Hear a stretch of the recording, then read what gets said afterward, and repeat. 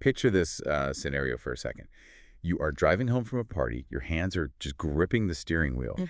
and you are agonizingly replaying every single mildly off-key comment you made over the last, like, 3 Oh, hours. yeah, the classic post-party spiral. Exactly. You're basically treating your own memory like a crime scene investigator, putting down the yellow tape, looking for hard evidence of your own social awkwardness. Right, like, why did I pause for 3 whole seconds before answering that totally normal question? Yeah.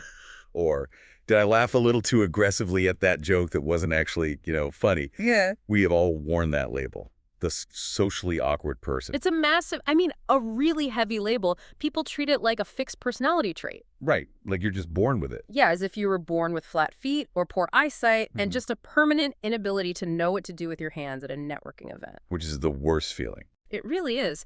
But when we look closely at the biological and physiological reality of what is actually happening in your body during those moments, that label just falls apart completely. And that reframing is exactly where we are spending our time today.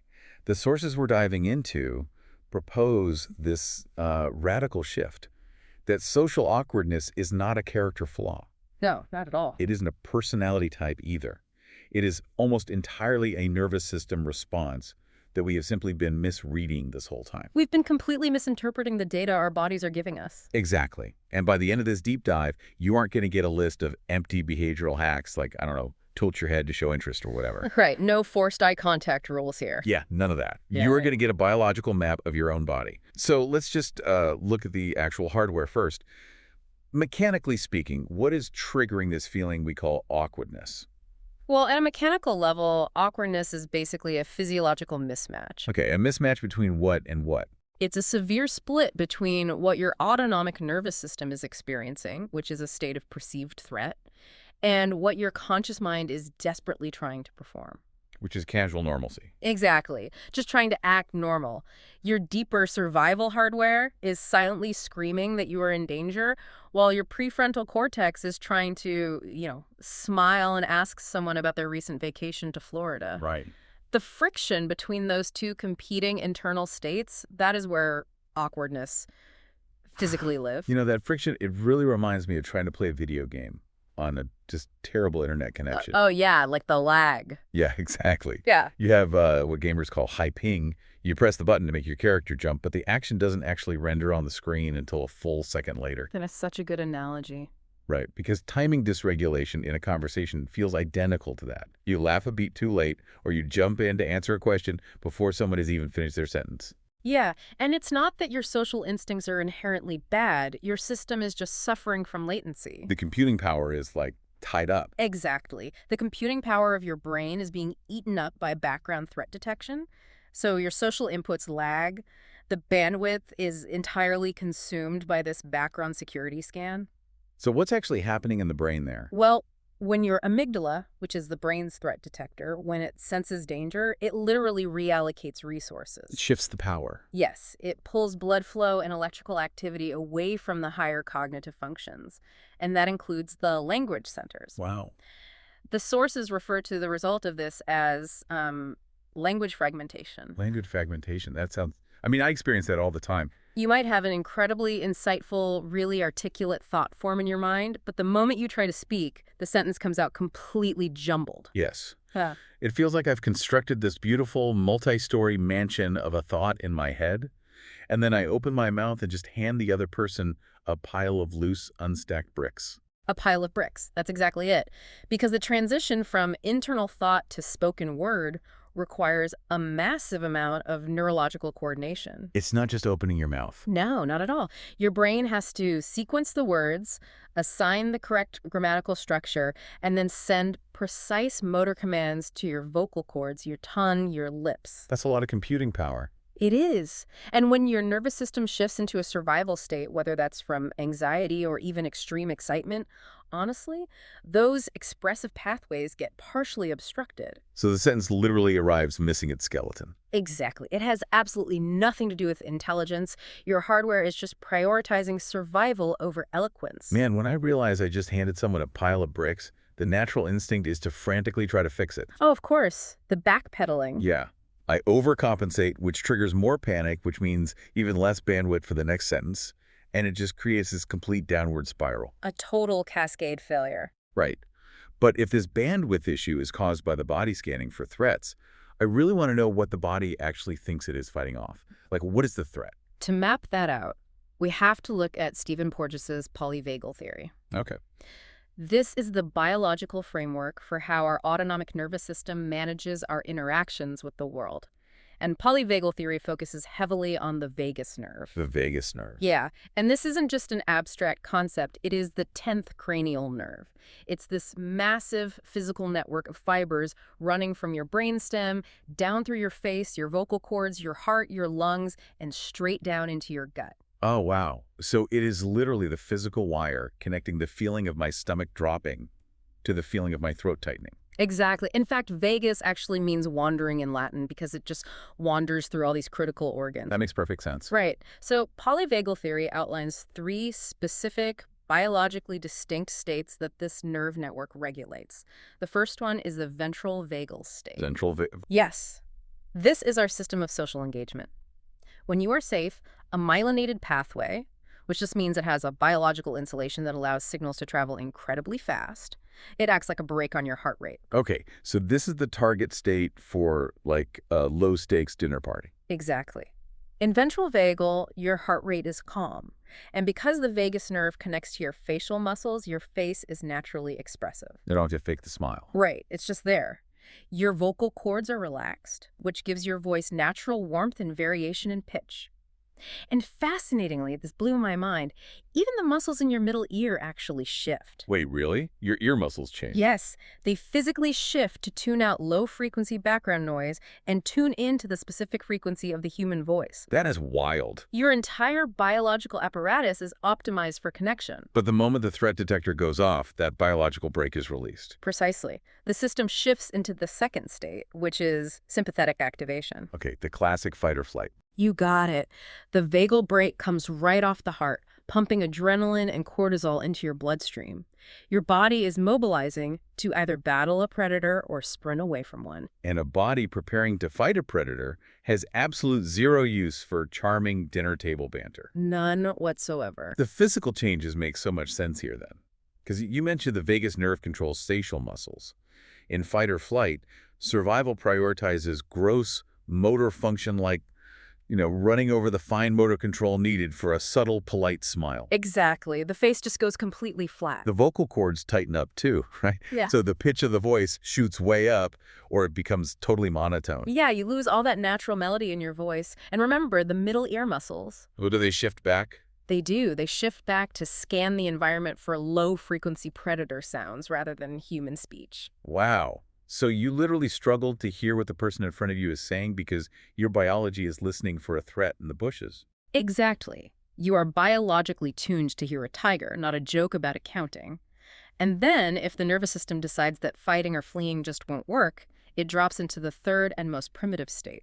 Which is? Dorsal vagal collapse. Ah, the shutdown, the freeze response. Exactly. This relies on an older, unmyelinated branch of the vagus nerve. It is entirely about protective withdrawal. Your heart rate drops, your breathing becomes incredibly shallow, and you might feel dissociated or foggy. Like the deer in headlights. Yes. Making eye contact feels physically impossible in this state because your system is literally trying to play dead. When people look back at their most intensely awkward memories, they're usually describing a moment of full dorsal vagal shutdown. I mean, I have to say, I struggle with the evolutionary logic here. How so? Well, if this nervous system is the product of millions of years of brilliant evolutionary engineering, designed specifically to keep humans alive, why does it trigger at a totally safe, low-stakes social gathering? Right, it seems like a glitch. Yeah. Freezing up while holding a tiny plate of appetizers just seems like a catastrophic design flaw. Looking at it in isolation, it completely looks like a flaw. But the shift in perspective requires understanding that your nervous system operates purely on historical data. Historical data, like Yes. memories. Yes, it isn't acting randomly. It's reacting to the database it has built over your entire life. For many people, early childhood environments or past experiences of severe social rejection taught their nervous system that being visible is dangerous. Oh, it learned that being scrutinized by a group is an actual threat to survival. Exactly. The system calibrated itself to those specific environments. It learned that hypervigilance kept you safe in the past. So it's just trying to help. It is. When it shuts down your expressive pathways at a party today, it is acting with extreme, misguided efficiency. Wow. The tragedy is simply that a system calibrated for heavy threats makes a terrible instrument for light social play. It just cannot read subtle cues, generate spontaneous warmth, or engage in witty banter. It is literally bringing a riot shield to a handshake. That is a perfect way to put it. The system is trying to save my life, but in doing so, it creates this massive secondary problem. Because all that hypervigilance requires an internal surveillance state. We call it self-consciousness, but biologically, it has to be a massive energy drain. Oh, it is. Self-consciousness is the engine that actually drives the awkwardness. It's a background cognitive program that is constantly auditing your own behavior. I was asking, like, is this safe to say? Right. Am I talking too much? Am I standing weirdly? What do I do with my hands? It's like having an internal auditor living in your prefrontal cortex, taking notes on a little clipboard while you are just trying to listen to a story. And maintaining that auditor requires literal metabolic energy. It burns glucose. It burns through glucose, and it eats up the cognitive bandwidth we talked about earlier. You end up performing a simulation of a normal person rather than actually participating in the moment. And the people around you can tell. They can. They sense that you are physically there, but cognitively elsewhere.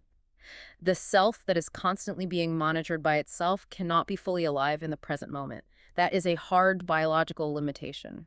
This really brings up the myth of the naturals, doesn't it? Yeah. We look at people who seem to lack this internal auditor, those incredibly charismatic, socially fluid people, as if they are flawless magicians. We assume they have a fundamentally different, superior type of brain. Exactly. But the sources dismantle that myth completely. Those magicians do not possess a different nervous system at all. No, they simply have a different historical database. They've accumulated more contexts where their specific nervous system evaluates the environment as safe. So they just feel safer in more rooms. Right. The executive who commands a boardroom with total fluidity might experience total dorsal vagal shutdown on a first date. Their body just isn't sounding the alarm in that specific boardroom environment. And there is a specific dynamic the sources highlight that really stuck with me. The unique awkwardness of people who have been told throughout their lives that they are too much. Yes, this is so The important. kids who were too intense, too sensitive, or just asked too many weird questions. Those individuals learn early on to manage themselves down. They construct this invisible containment field around their natural intensity just to avoid criticism. But maintaining that containment field has to require immense physiological effort. It does. The visible physical strain of making yourself smaller and suppressing your natural affect is precisely what other people misinterpret as being awkward or off. Wow, so the awkwardness isn't a lack of social skill. It is the visible exhaustion of a person actively trying to edit their own personality in real time. Exactly. It's exhausting just to watch, let alone experience. Knowing that, how do we actually intervene? Like, if my nervous system is stuck predicting danger based on old data causing this massive bandwidth drain, how do I actually update the software? Well, the nervous system is a prediction machine. It constantly anticipates the next second based on the memories of the past. If you experienced severe rejection in a group setting a decade ago, the brain predicts that same rejection today. And you can't just tell it not to. No, you cannot logic your way out of that prediction. The only way to update the model is to supply the brain with new experiential data. You literally have to accumulate lived experiences of safety. Okay, let me challenge that process, though. Sure. What happens when the prediction is actually correct? What do you mean? Like, you go to the party, you make a joke, and it completely misses the mark. Dead silence. Doesn't that catastrophic failure just confirm to the amygdala that the environment is hostile? See, that is the exact fear that keeps the internal auditor running. The paradigm shift we need to make here is redefining what actually constitutes a disaster. Okay. The awkward moment itself, the joke that didn't land, the forgotten name, the spilled drink, is never the actual danger. The danger is the physiological collapse that follows it. The skill you actually need to build isn't perfection, it is recovery. But mechanically, how does recovery rewire anything? Because I'm still feeling the sting of the awkward silence in the room. Look at the socially fluid people you admire. When they say something that makes zero sense, they don't spiral into a dorsal shutdown. They just brush it off. Right. They verbally name the misstep. They laugh and say, well, that sounded way better in my head, and the conversation just continues. That act of recovery generates a massive prediction error in the brain. A prediction error. Yes, the amygdala braced for social death, but instead you laughed and the group moved on. No. The brain expected the world to end, and when it didn't, it is forced to rewrite the algorithm. Exactly. The new data says, we made a mistake, we were exposed, and we survived. Every single time you laugh off a clumsy comment, you are carving a brand new neural pathway. You are proving to your biology that the social arena is just a practice space, not a life or death battleground. Yes. But to your earlier point, if the brain updates its predictions based on those moments of recovery, you still need a way to physically survive the initial panic of the moment. Right, so I can actually execute the recovery. How do I manually override the alarm before I even walk into the room? We have to use somatic bodily anchors. You cannot think your way out of a physiological response.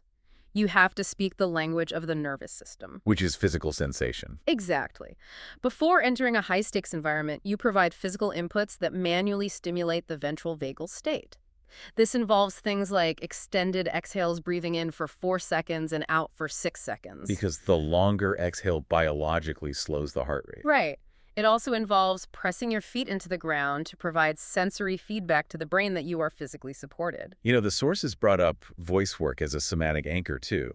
And the biology behind it is just fascinating. They suggest humming, toning, or even singing out loud in the car on the way to the event. It is a profound physiological intervention. Really? Just singing in the car? Yes, because the vocal cords are directly innervated by the vagus nerve. Creating sustained vibration in the throat literally stimulates the nerve. That is incredible. When you are stuck in a sympathetic state, your throat is tight and your breathing is shallow. By humming or singing, you are manually vibrating the vagus nerve, coaxing the whole system back into social engagement. So singing along to the radio physically warms up the hardware required to speak clearly later. It does. It bridges the gap between your rich inner voice and the outside world. Okay, so you do the breathing, you sing in the car, and once you actually arrive at the event and step out of the car, the final piece of the puzzle is presence. But as we discussed with the internal auditor, presence requires bandwidth. It does, and you cannot force presence while simultaneously running the self-monitoring program. The bandwidth is finite. So how do you switch programs? The practice here is shifting the focus outward through genuine curiosity. Find one specific thing in the environment or one specific aspect of the person you are talking to that genuinely interests you. Not just a manufactured question to appear polite. No, something you actually want to understand. Curiosity is a powerful physiological regulator. When you lean into genuine curiosity, your attention is forced outward. And the internal auditor gets fired. Pretty much. The internal alarm bells quiet down because the brain recognizes that an organism actively exploring its environment must be reasonably safe. You cannot be intensely curious about another person's perspective while simultaneously calculating the exact angle of your own posture. The curiosity program just overrides the surveillance program. You stop auditing yourself and start actually experiencing the reality of the room. Yes. And, you know, when you put all of this together, understanding the hardware, using the somatic anchors, practicing the art of recovery, and leaning into curiosity, that heavy armor of awkwardness just begins to dissolve. It really does, and the outcome of that dissolution is easily the best part of this entire deep dive. Totally, because the underlying sensitivity that originally caused your nervous system to be so hyper-reactive in the first place, it doesn't just vanish, it transforms. When safety is finally established, that reactivity becomes a profound asset. The hypervigilance turns into hyperempathy. Exactly. A nervous system that spent decades meticulously scanning rooms for subtle threats is incredibly perceptive. When that system finally feels safe, you become the person who notices the tiniest shifts in the emotional weather of a conversation. You become deeply attuned to others. And the struggle to find the right words under pressure transforms into this meticulous, precise relationship with language. The awkwardness was only ever a protective shell. It was just a security system doing its job. When you learn to communicate safety to your body, the wholeness that was buried underneath can finally move freely. So consider the possibility that the exact traits you have spent your entire life trying to hide or manage down to avoid looking foolish are actually the raw materials of your greatest strengths. That is a beautiful way to look at it. The sensitivity you thought was a liability might actually be what makes you an extraordinary friend, a brilliant listener, and a captivating presence, once your body feels safe enough to let those traits breathe. What if your greatest social liability is actually your greatest unactivated superpower? I love that. So, the next time you are driving home from a gathering, leave the yellow tape in the glove box. There was no crime scene to investigate. There was only a nervous system doing its absolute best to keep you safe. Take a slow, deep breath, laugh at the lag in your connection, and just let yourself be.